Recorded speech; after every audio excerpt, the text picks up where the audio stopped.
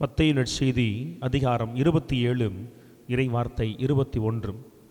ஆளுநன் மக்கள் கூட்டத்தை பார்த்து, இவ்விருவரில் யாரை விடுதலை செய்ய வேண்டும், உங்கள் விருப்பம் என்ன என கேட்டான்.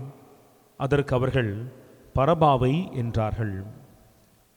பரபாவால் கண் பார்வையை கொடுக்க முடியாது, காது கேட்க வைக்க முடியாது, கை சூம்பியவன் கையை நலப்படுத்த முடியாது, உடங்கி கிடக்கிறவனை எழுந்து நடக்க வைக்க முடியாது, பேய் பிடித்தவனுக்கு விடுதலை கொடுக்க முடியாது, இறந்தவனுக்கு உயிர் கொடுக்க முடியாது. ஆயினும் ஏன் மக்கள் பரபாவை தேர்ந்தெடுத்தார்கள்?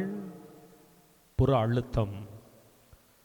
உண்மை, சரி, நீதி, நியாயம் எல்லாம் தெரிந்திருந்தும் எடுத்தார் கைப்பிள்ளையாகும் புற அழுத்தத்தால் ஆட்கொள்ளப்பட்டார்கள். ஆகவே இயேசுவை அல்ல, ஒன்றுக்கும் உதவாத பரபாவை தேர்ந்தெடுத்தார்கள்.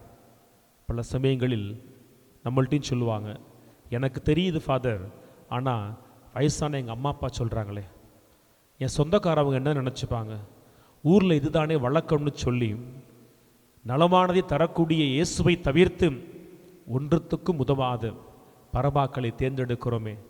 இப்படி நாம் எடுத்தார் கைப்பிள்ளையாக எடுக்கிற ஒவ்வொரு முடிவுகளிலும் இயேசுவின் மீது நாம் ஆணிகளை அடித்து கொண்டே இருக்கிறோம்.